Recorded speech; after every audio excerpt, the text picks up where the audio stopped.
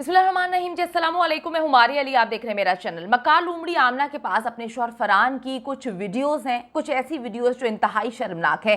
पहले भी खुला लेने की धमकी दी जा चुकी है। पापा अगर फरहान किसी भी सूरत तलाक की बात करता है या मेरे बारे में गलत बातें फैलाने की कोशिश करता है तो आपने सीधा रईस के घर जाना है। अब ये क्या मामला है, वो रईस के घर जाकर क्या करेंगे, आज की वीडियो में इसमें खुलासा करेंगे।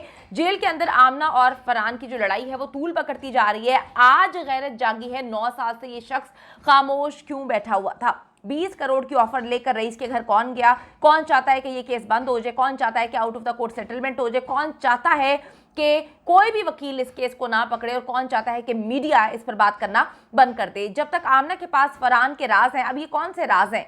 ये ऐसे राज हैं जिसकी वजह से एक शख्स जो है वो अपनी बीवी को पाक दामन, मासूम, बेचारी बनाकर पेश करने की कोशिश कर रहा है। तो अब ये कौन से राज हैं जिस पर जो लूमड़ी है वो कहती है कि जब तक वो चीज़ें मेरे पास हैं मेरा ये कुछ भी बिगाड़ नहीं सकता। आज की वीडियो में खुलासा करेंगे कौन से राज किसके पास हैं और पहले क्यों खुला की कोशिश की जा चुकी है, क्यों ये नहीं रहना चाहती थी अपने शौहर फरहान के साथ, और अगर नहीं रहना चाहती थी उसके अपनी ज़िंदगी में होने के बावजूद ये किसी और के साथ चक्कर चला रही थी, तो क्या ये इन लोगों का प्लान है? आज की वीडियो में इन सारी चीज़ों पर बात करेंगे। जो लोग कहते हैं कि वो बेचारी मासूम है, 3 बच्चों की माँ है, बेचारी मजलूम औरत, आप एक औरत होके दूसरी औरत के बारे में ये बात करेंगे तो जनाब फिर आप जो लड़के इस वक्त खबरें आप तक पहुंचा रहे हैं, यानी कि जो जर्नलिस्ट मर्द हजरात हैं, वो जब किसी औरत के क्राइम को बात करते हैं तो फिर आप उनको भी बोलते होंगे जाके कि जी औरत के बारे में आप कितनी गलत बात करें। भाई औरत आदमी नहीं होता, ये जेंडर बेस्ड चीज़ नहीं है, ये एक भयानक कत्ल है, ये एक भयानक जिंदा जलाकर इंसान को मारने का मामला है। तो अब इसमें आदमी हो औरत, तो मैं यही फिर बात बोलूंगी कि इससे मैटर नहीं करता। जो क्रिमिनल होता है वो क्रिमिनल होता है, उसकी कोई जेंडर नहीं होती, उसको नहीं सोचना चाहिए। मैं अपनी बात करूं तो अगर मैं क्रिमिनल हूं तो फिर मैं सबको ये कहूंगी ना भाई मेरी आप जेंडर बेस पे आप ये ना करें ना बेचारी। भाई अगर बेचारी थी तो कत्ल कैसे कर दिया? बेचारी 3 बच्चों की माँ, अगर बेचारी थी तो 3 बच्चों के बारे में क्यों नहीं सोचा? बेचारी जो है वो ट्रैप हो गई। बेचारी कैसे ट्रैप हो गई? 6 महीने तक उसका फिजिकल रिलेशन है, बेचारी ने जो है वो उसको मार दिया। भाई मारा नहीं है, जिंदा जला दिया। तो ये बेचारी का रोना मेरे सामने ना रोए, और अगर कोई रोता है तो ये उसका अपना लेना देना, मेरा कोई लेना देना नहीं। मेरे कॉन्सेप्ट बड़े क्लियर है। मेरे मुताबिक जिंदा जलाया है तो जिंदा जलाया, क्रिमिनल है तो क्रिमिनल है, मर्डरर है तो भाई मर्डर किया है तो मर्डर है। तो ये कॉन्सेप्ट जो है ना मेरे लिए बड़े ही क्लियर हैं, तो मैं इन्हीं को लेकर जो है इस केस को रिपोर्ट कर रही हूँ। आप में से कुछ लोग कह रहे हैं वीडियो नहीं मिल रही, तो उसके लिए आपको चैनल को सब्सक्राइब करना पड़ेगा, बेल के आइकन को क्लिक करना पड़ेगा ताकि कोई वीडियो मिस ना हो। डिलीवरी बॉय रईस के केस ने नया रुख जो है वो इख्तियार कर लिया है। साबित हो गया है कि रईस के साथ जुल्म करने वाले अपने ही जाल में बुरी तरह फंस गए हैं। मका फाते अमल है जी, क्या करें, फंसना तो पड़ेगा। आमना लूमड़ी इतनी चालाक है कि 5-6 महीने से रईस के साथ जो है वो फिजिकल रिलेशन में थी, अपने बेडरूम में उसको घुसाया करती थी, लेकिन किसी को कानो कान खबर नहीं हुई कि ये औरत ये काम कर रही है, इस तरह से काम कर रही है। या फिर फरहान भी इसमें शामिल है, उसका शौहर जो है वो मिलकर शामिल है, और ये गंद घोलने के आदी लोग हैं। मियाँ बाहर मुंह मारता है, बीवी घर में मुंह मारती है। अब मामला ये है कि इन सब में ऐसी गड़बड़ी क्या हुई कि इन्होंने पकड़ के जो है रईस को जला दिया।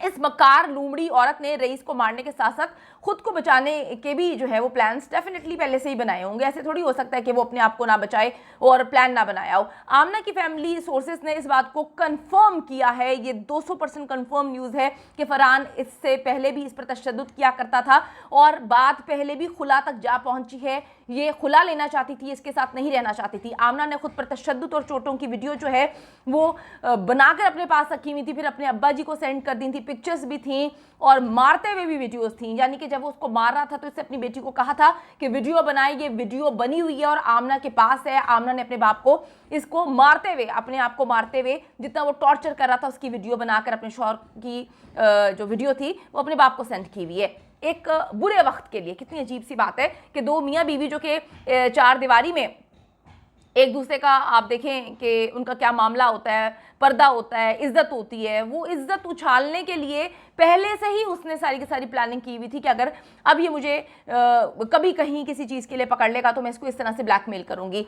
ऐसी कई वीडियोस अभी भी आमना की फैमिली के पास मौजूद हैं और फरहान पूरी तरह से आमना के कंट्रोल में है। आमना तक जेल में जब ये खबर पहुंची है कि फरहान की फैमिली उसे तलाक दिलवाने के लिए जो है वो तगोदो कर रही है, कोशिशें कर रही है, तो उसने अपने बाप को कह दिया है कि आप टेंशन ना लें, ऐसा लगता है कि आमना के पास फरहान की रईस को आग लगाने वाली वीडियो भी मौजूद है, बल्कि ऐसा लगता नहीं है, कंफर्म्ड है, क्योंकि ये वहीं पर मौजूद थी जब घर में तशद्दुद किया जा रहा था। मुझे 200% यकीन है कि इसने उस वक्त भी वीडियोस बनाई होंगी, क्योंकि ऐसे जो मक्कार लोग होते हैं, ऐसे अय्यार लोग होते हैं, ये अपने आप को सेव करने के लिए किसी हद तक भी जा सकते हैं, और किसी को फंसाने के लिए तो अपने माँ बाप के नहीं होते, अपने बाप के नहीं होते, ये तो किसी को भी बेच देते हैं। तो आमना जितनी मक्कार लगती है, जितना उसको जज किया है, जितना एनालिसिस किया है उसकी हर बात का, वो एक इतनी शातिर खातून है कि आप सिर्फ एक बात से उसको जज करें कि कहती है एक इंटरव्यू में, मेरे शोहर बहुत सख्त हैं, उन्होंने मेरी नाक तोड़ दी, उन्होंने मुझे इतना मारा, नाक तोड़ दी। वजह पूछी तो आगे से कहती नहीं वो छोड़ें आप।